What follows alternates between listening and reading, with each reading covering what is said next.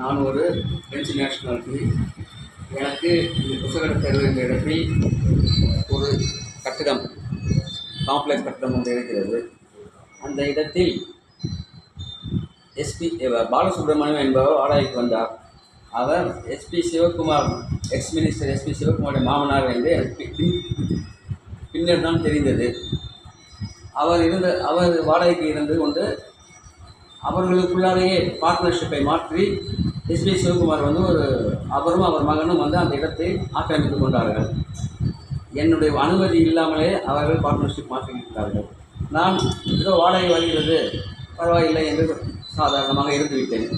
இப்பொழுது என் மனைவி உடல் நலம் இல்லாமல் இருந்த சமயத்தில் என் பிள்ளைகள், அப்பா நாங்கள் ஃப்ரான்ஸில் இருக்கிறோம், நீங்கள் வந்து விடுங்கள், நீங்கள் தனியாக அம்மாவை வைத்துக் கொண்டு ஒன்றும் செய்ய முடியாது என்று சொல்லி என்னையும் என் மனைவியையும் அழைத்தார்கள். நாங்கள் உடனே இந்த இடத்தை விட்டுவிட்டு கிளம்பி விடுவோம், என்னால் தனியாக என் மனைவியை கவனித்துக் கொள்ள முடியவில்லை என்று அவர்களை எஸ்பி சிவகுமாரும் அவருடைய மகன் ஆனந்தராஜ் என்பவரும் அந்த இடத்தில் இருந்து கொண்டிருந்த போது அவரிடம் சொல்லி, இந்த மாதிரி நாங்கள் ஊருக்கு போகலாம் என்று இருக்கிறோம், எங்கள் இடத்தை விற்கப் போகிறோம், நீங்கள் காலி பண்ணி கொடுங்கள் என்று கேட்டோம். அவர் அதெல்லாம் முடியாது, நான் காலி பண்ண முடியாது, வேண்டுமென்றால் நானே வாங்கிக் கொள்கிறேன் என்று சொன்னார். சரி, எனக்கு பரவாயில்லை, வாங்கிக் கொள்ளட்டும், யாரிடம் கொடுத்தால் என்ன என்று சொல்லி நான் கேட்டதற்கு ரொம்பவும் கம்மியான விலையை கேட்டார்கள். நான் சொன்னேன், இவ்வளவு கம்மியாக என்னால் கொடுக்க முடியாது, நியாயமான விலை கேட்டால் நான் கொடுக்கிறேன், நான் வந்து உங்களிடம் அதிகம் கேட்கவில்லை என்று எவ்வளவோ சொல்லியும் அவர் ஒத்துக்கொள்ளவில்லை.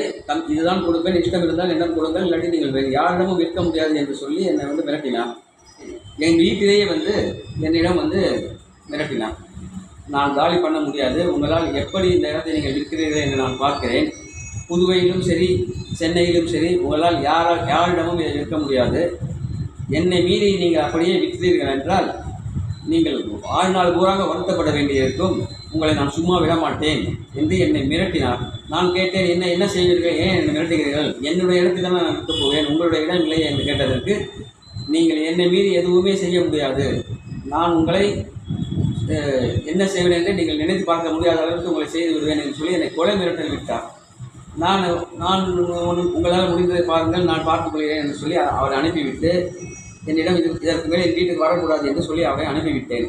என்றாலும் அவர் அந்த இடத்தில் இருந்து கொண்டு இன்னும் என்னை தொந்தரவு கொடுத்து கொண்டிருக்கிறார். என்னுடைய உத்தரவு இல்லாமலேயே அவரிடத்தை ரினோவேஷன் செய்ய போகிறேன் என்று சொல்லி அந்த இடத்தை இடித்து கட்டிக்கொண்டு அந்த இடத்தை ஜுவல் பேலஸ் என்ற இடத்தை இருந்ததற்கு விசாக்கா என்ற அவர் இஷ்டத்தை மாற்றிக்கொண்டு என்னுடைய விருப்பம் இல்லாமலேயே எனக்கு வாடகை கொடுத்து கொண்டிருக்கிறார்.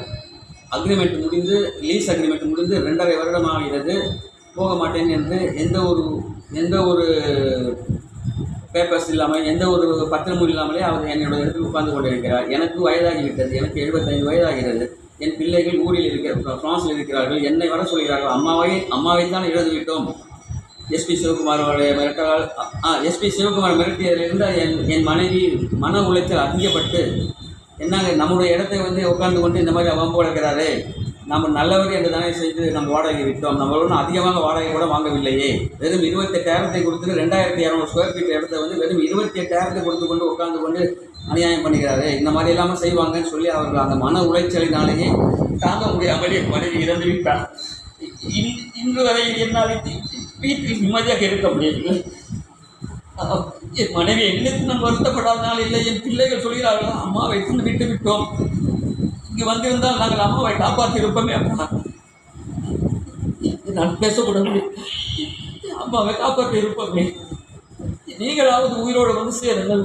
அவரிடம் அந்த எஸ்பி சிவகுமார் மிரட்டித்து கொண்டிருக்கிறான் என்று நீங்கள் அந்த ஊரில் இருக்காதீர்கள், வந்து விடுங்கள் என்று எவ்வளவோ சொல்கிறார். என் பிள்ளைகள் என்னை கெஞ்சுகிறார்கள், ஊருக்கு வாருங்கள் என்று. அந்த இடத்தை முடிக்காமல் நான் எப்படி போக முடியும்? நான் இருக்கும்போதே இவ்வளவு அநியாயம் பண்ணும் அந்த எஸ்பி சிவகுமாரும் அவருடைய மகளும். நான் இல்லை என்றால் என்ன செய்வார்கள் நேர்களை பயமாக இருக்கிறது. என்னால் வெளியே இருப்பது தனியாக போக முடியவில்லை ஐயா. எங்கு போனாலும் யார் என்னை ஏதாவது செய்து விடுவார்கள் என்ற பயம். தனியாக இந்த வீட்டில் இருக்கிறேன், வயது 75 ஆகிறது. என்னால் போய் கோர்ட்டுக்கு அங்கே அலைய முடியாது. அவருடைய இன்ஃப்ளூயன்ஸை வைத்துக்கொண்டு, பாலிட்டிக்கல் இன்ஃப்ளூயன்ஸை வைத்துக்கொண்டு போலீஸ் இருந்தாலும் சரி, போய் மந்திரிகள் இருந்தாலும் சரி, எல்லாரையும் வந்து அவர் கையில் பாக்கெட்டில் போட்டுக்கிறார். தமிழக முதல்வர் ஸ்டாலினை என் பாக்கெட்டில் இருக்கிறார். என்னுடைய மகனுடைய திருமணத்திற்கெல்லாம் நான் அவரை கூப்பிட்டு இருக்கிறேன். எல்லாத்தையுமே தெரியும். உங்களால் என்ன செய்துவிட முடியும், நான் நினைத்தால் உங்களை எது வேண்டுமானாலும் செய்யலாம் என்று சொல்லி என்னை வந்து என் மனத்தை வந்து ரொம்பவும் நோகடித்திருக்கிறார். என்னால் ஒரு நாள் கூட சரியாக தூங்க முடியவில்லை. நானும் 2.5 வருடமாக பொறுத்து கொண்டிருக்கிறேன். அவர் வந்து செய்வதெல்லாம் செய்து கொண்டு எனக்கும் அவருக்கும் நல்ல ரிலேஷன்ஷிப் இருக்கிறது, நாங்கள் பார்த்துக்கொள்கிறோம் என்று யாராவது வாங்க வருபவர்கள் வாங்க விடாமல் பொய் சொல்லி விற்கவும் முடியாமல் இருக்கவும் முடியாமல் என்னை ஊருக்கு போகவும் முடியாமல் நான் கஷ்டப்பட்டு கொண்டிருக்கிறேன். வேண்டும் போலீஸுக்கு கம்ப்ளைண்ட் கொடுத்தாலும் அது ஒன்றும் இல்லாமல் ஆக்கி விடுகிறார். என்னால் ஒன்றுமே முடியவில்லை. மனது ரொம்பவும் வலிக்கிறது. யாரிடம் சொல்லி அழுவதெல்லாம் தெரியவில்லை. ஐயா முதல்வர், நீங்கள் தமிழ்நாட்டுக்கு எவ்வளோ நல்லது செஞ்சுருக்கிறீங்க. எல்லாரும் எவ்வளோ ஏழைகளுக்கு அதுக்கு எவ்வளோ திட்டங்கள் போட்டு என்னென்னமோ செய்றீங்க. உங்கள் பேரை வச்சுக்கிட்டு ஏமாற்றிக்கிட்டு இருக்கிறாருங்க இந்த எஸ்பி சிவகுமார்.